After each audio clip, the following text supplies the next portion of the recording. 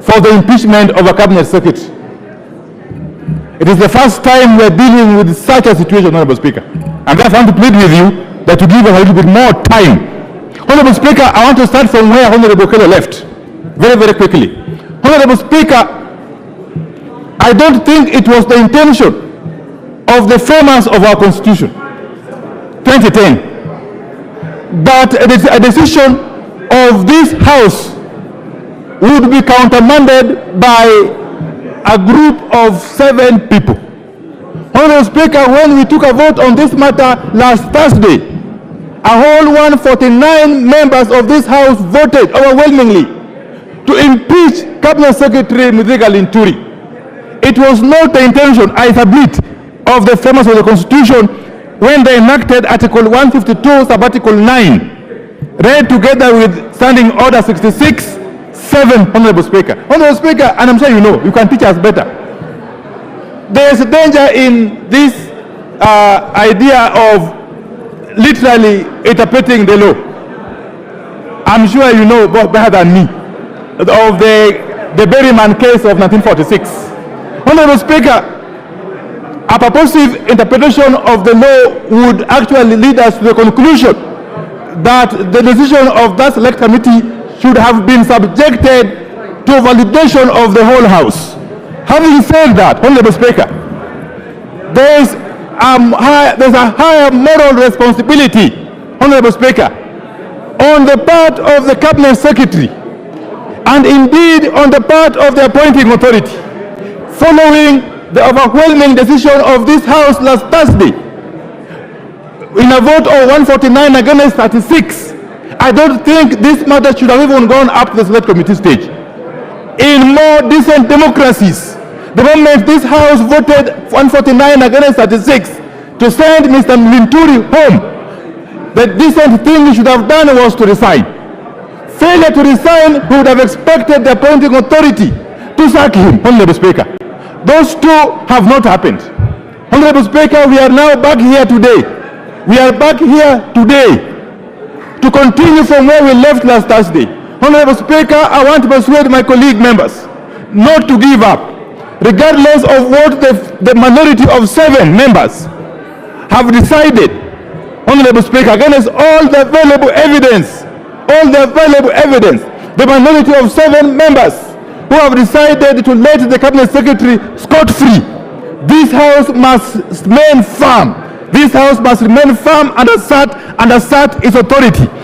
Honorable Speaker, I dare say that following the vote of last Thursday of 149 against 36, this House will be in its rightful place to resolve not to have any dealings with the Cabinet Secretary Linturi.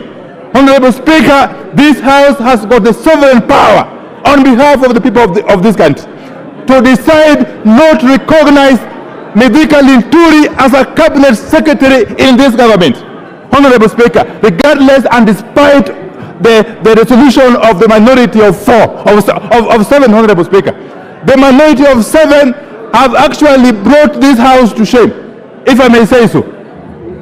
You have brought the authority of this House into disrepute. They have actually made us become a laughingstock in the eyes of the public. And therefore, to remedy that anomaly, Honorable Speaker, I would be actually right. I would be in order to persuade this House to decline, to refuse to recognize Linturi as Cabinet Secretary from now going forward, and to continue to urge the appointing authority, who is the President, to take the most logical step and sack this Cabinet Secretary, if only to save this country from the kind of ridicule it has been subjected to. With those preliminary remarks, Honorable Speaker, I reject and I oppose. Thank you. Order, Honorable Wandai. There is nothing to reject. You just make your comments. You are not going to vote anything. I now invite Honorable Osoro. Thank you very much, Honorable Speaker. Honorable Speaker, this is a house of debate and procedures. And I dare say, Honorable Speaker, that this is a granary of wisdom, where every profession is actually represented here. We have experienced lawyers of the advocates of the High Court, we have doctors, we have accountants, we have bishops, we also have the wannabe men of cloth. Could be I think Honorable Junet qualifies to be a sheikh. So this is a house where people are drawn from different professions and very experienced in different fields. Honorable Speaker, this is also a house, once one debates, must agree that it is a house where the majority will have their way and minority will have their say. When this motion was brought before this House, Honorable Speaker, the majority had their way, as it were then. But the procedures took center stage thereafter. After the majority had their way, the procedures were followed. The minority proposed their names, the majority proposed their names. An ad hoc committee was formed, Honorable Speaker, and they had their own elections, where they elected a chair to chair the ad hoc committee. And the chair of the ad hoc committee, Honorable Speaker, the Honorable Naomi Wako, is a reverend, is a person of great integrity, a person that has served this country in her capacity as a reverend, a person that has served this country as a canon, a person that has served this country as a senator, and a person now is serving this country, Honorable Speaker, as the deputy majority whip, Honorable Speaker. And all the proceedings, Honorable Speaker, were in full glare of the camera. We all watched what was happening. It was basically drama. Everything that we were watching, Honorable Speaker, in the proceedings were actually drama. What we were hearing, Honorable Speaker, is similar to what was actually being shown or rather presented before or brought before the matrimonial court the other day. And Honorable Speaker, there is no way a house of competence could have admitted the evidence that was brought.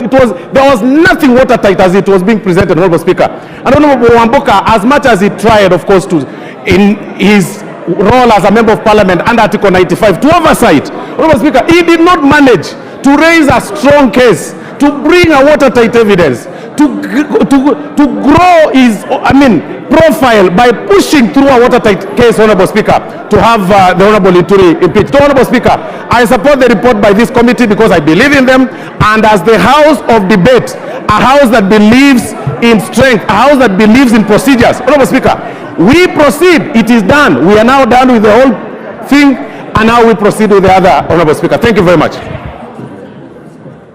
Honorable Robert Mbui, 3 minutes. So thank you, Mr. Speaker. Your thoughts. Thank you, Mr. Speaker. Mr. Speaker, Kenyan farmers were dipped into purchasing fake fertilizer through NCPB under the full glare and the watch of the CS for Agriculture. Mr. Speaker, a motion was brought to this House to dismiss that CS, and members of the House voted overwhelmingly to get rid of the CS. Then, Mr. Speaker, a committee of the House was put together to go and confirm the report and the vote of the members of Parliament. Unfortunately, Mr. Speaker, the members that were put in the committee, 7 of them went and turned the verdict of 149 members of Parliament.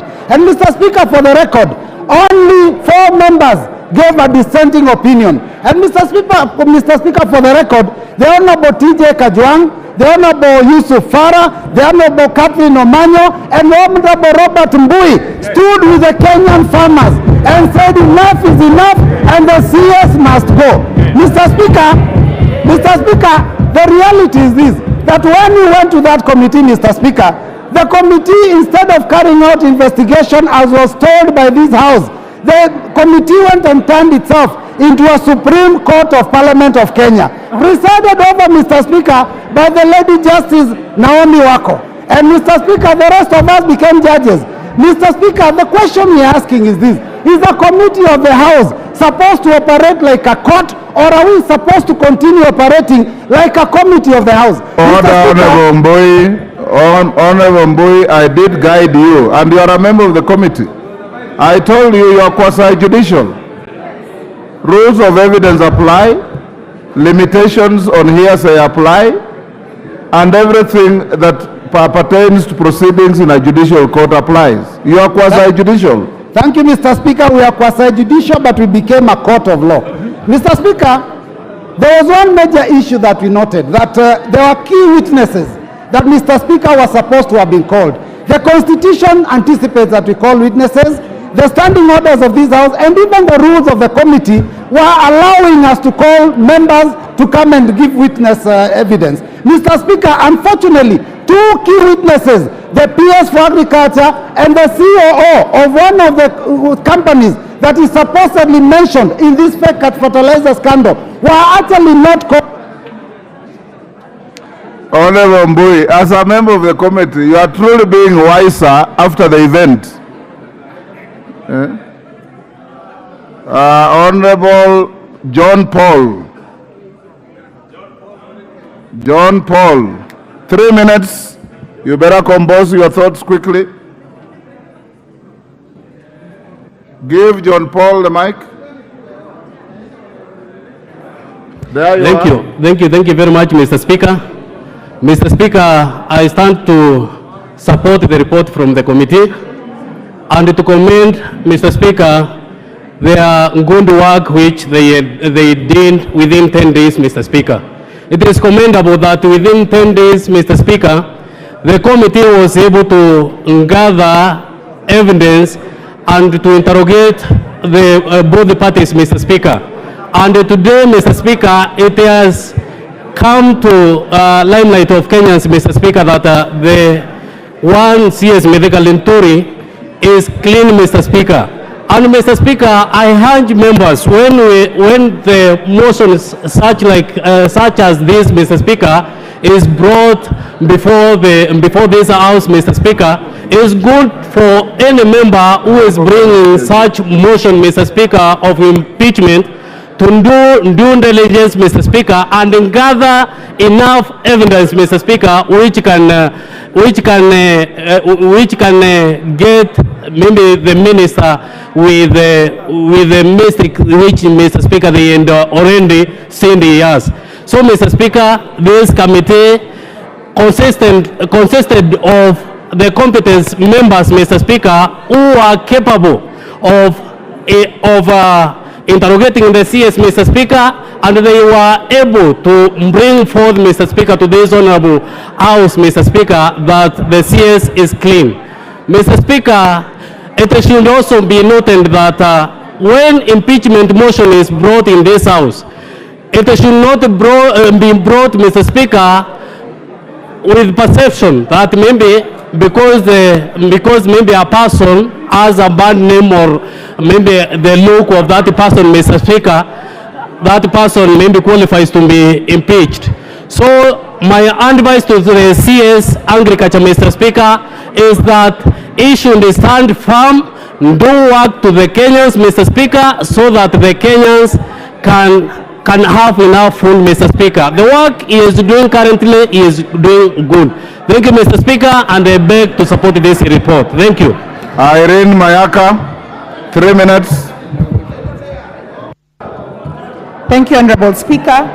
Honorable Speaker, I also stand here to express my complete disappointment that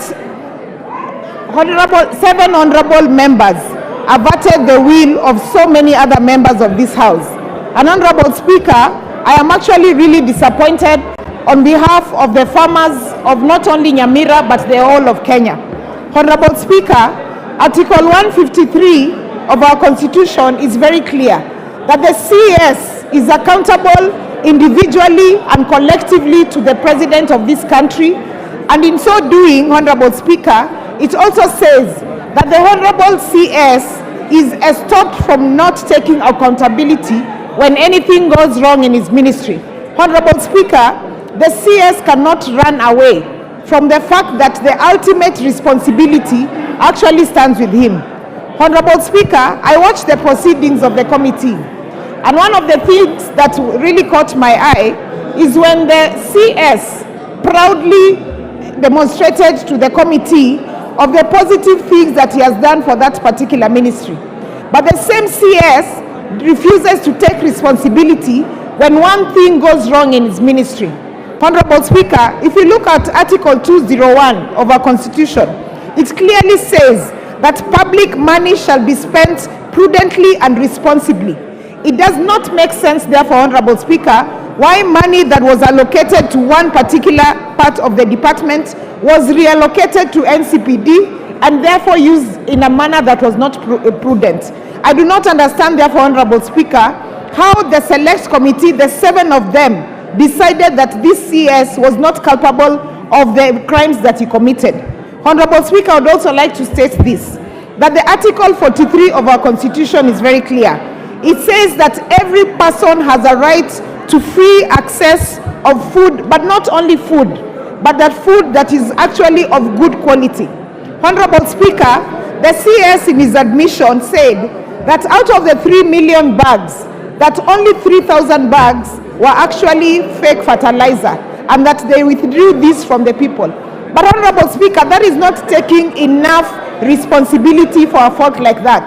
Because Honorable Speaker, what if this particular... Time is up, Honorable Mayaka. Dr. Mutunga.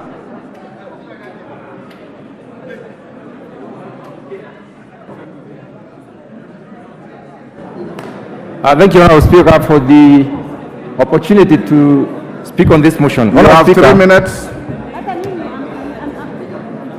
Honorable Speaker, as the chair of the Committee on Agriculture and Livestock Development, I am sure the House knows that we have been making an inquiry on this issue. Honorable Speaker, I understand the feelings of the members. This is the first motion of impeachment that we've had. I was there in the last time, there was none. In this time, there is one. But Honorable Speaker, the law and the Constitution is very clear. And I wish to thank you for invoking, going beyond the provisions of Article 152(9)(a), giving us an opportunity to comment on this motion, even if the business has already been done. Honorable Speaker, as a committee, we have not completed our work. And I want to put it correctly, Honorable Speaker, that the mover of the motion approached me, and I told him the business is not yet done. It would have been prudent to wait until we finish with the report, bring that report to the table of the House, and then the mover would have looked at this report and made a decision whether there is anything that would probably stand the impeachment trial. So, Honorable Speaker, in my very considered opinion, this motion was taken in haste. We should have taken more time so that we consider the report when it is brought before the House. Honorable Speaker, our committee, or my committee, has been looking at the entire scope of the subsidy program, and we have unearthed many issues. But this was done in full glare of the media. And that, I believe, is the reason why the members of this House believe there was something wrong with this particular issue, that Honorable Linturi had committed a crime. Honorable Speaker, I think it would have been good to wait for the report. Finally, Honorable Speaker, as we move forward as a House, we cannot make decisions based on things that we cannot substantiate, things that we cannot fully address and give evidence. I do stand, Honorable Speaker, to support the 7 member and state the fact that we have always made decisions in this House.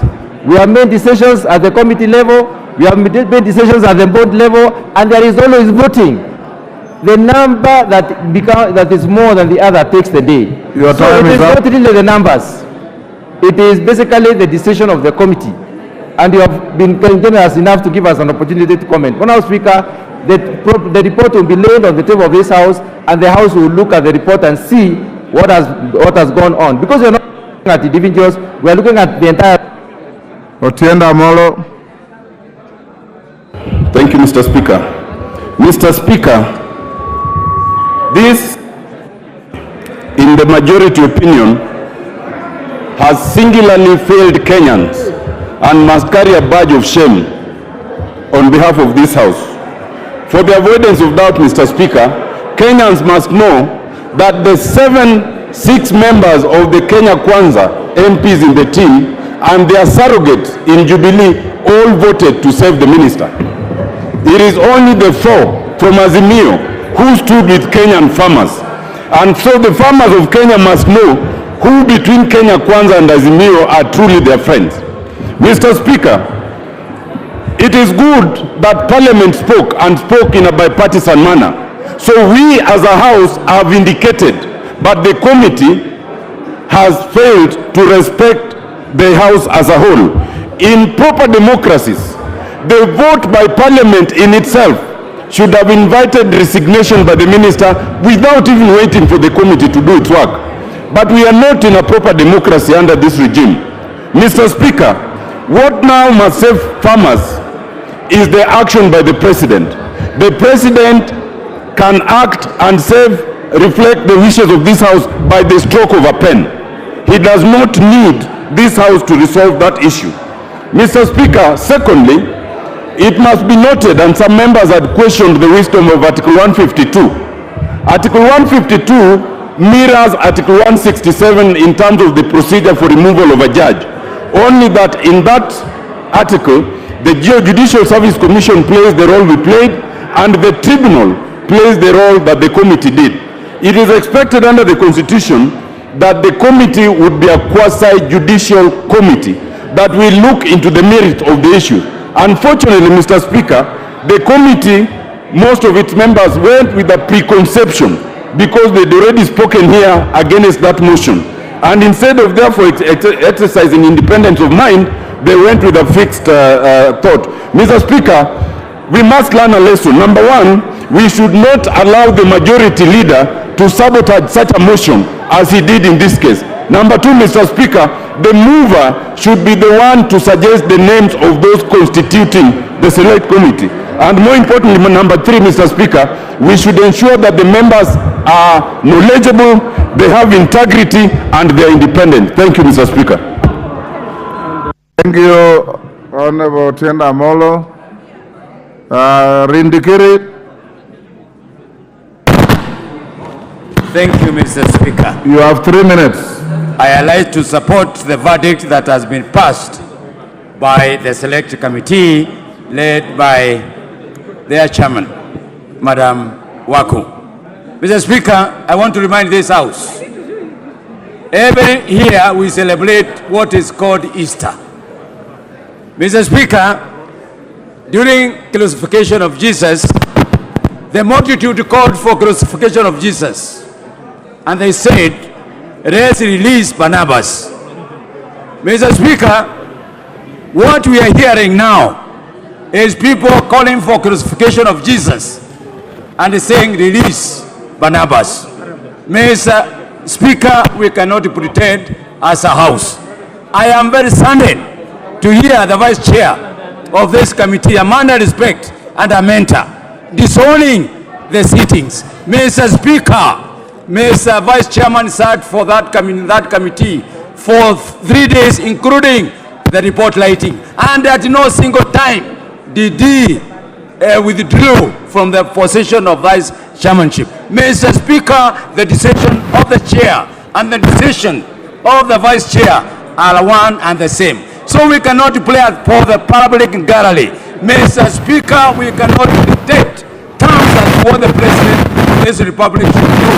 Mr. Speaker, Mr. Karintoli cannot be sacrificed for doing what is good. Mr. Speaker, Mr. Karintoli did not say these 3 charges be brought against him. Mr. Speaker, the mover, first of all, he totally failed to prove the case himself. The failure of this, the failure of the mover of the motion, he brought matters that he could not even himself substantiate. He went ahead to call for evidence support, calling the PS, calling the MD of Care Chemicals. Mr. Speaker, he was looking for evidence. He should have sought for good evidence before proceeding to bring the motion in Parliament. So, Mr. Speaker, let's abide by the rules of Parliament. Let's abide by the rules that we have set ourselves. Mr. Speaker, it is a shame to play for the public gallery, to sacrifice one person who has a track record of good performance in this country. And Mr. Speaker, we shall not listen to the public.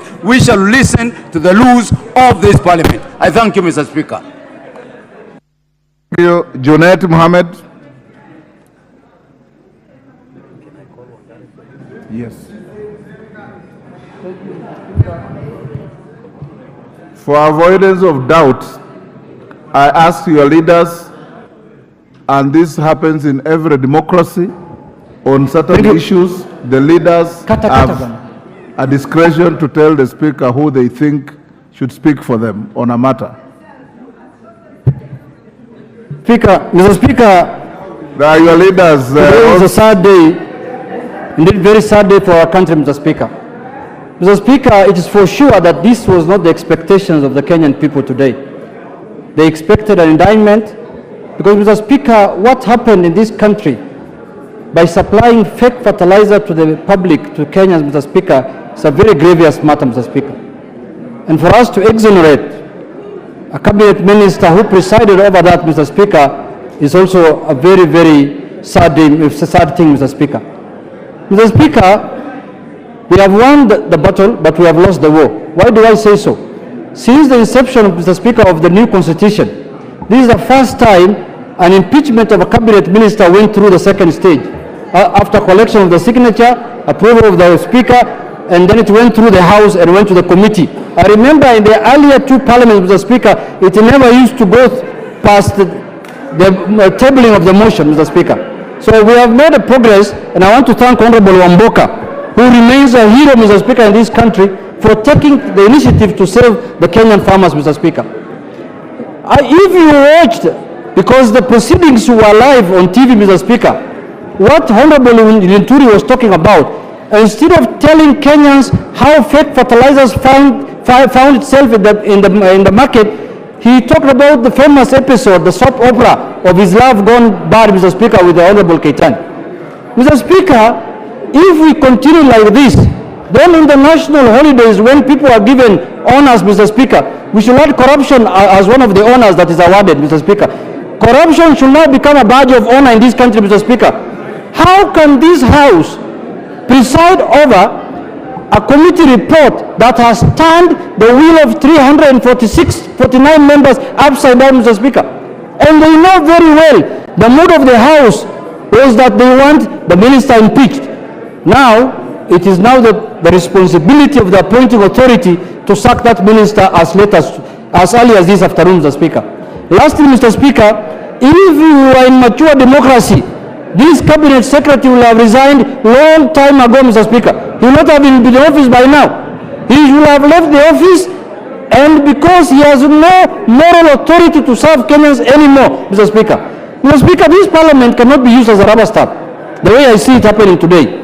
If the fake fertilizer thing has gone the way it is going today, then fake medicine will go through, fake water will go through, fake everything will go through in this country, and the people who are going to suffer in this country, Mr. Speaker, is the Kenyan people, Mr. Speaker. If we were elected, and this is not what the Sunnaist people today expected, Mr. Speaker. When I saw the constitution of the committee that was done by the majority leader, Ichungwa, give him 2 seconds. Mr. Speaker, when I saw the constitution of the committee that was done by the majority leader, the 7 members from his side, I knew this is an exercise in futility. I knew the matter is dead on arrival. I could see the faces there. I know them. I have been in this corridor. I have been in this parliament long enough. I have operated in this corridor of this parliament. I knew this fait accompli. No report, nothing useful will come out of the committee. Thank you very much. I submit the speaker. Kimani Ichungwa. Thank you, Honorable Speaker. And I hear what the leader of the minority whip is saying. And it is true.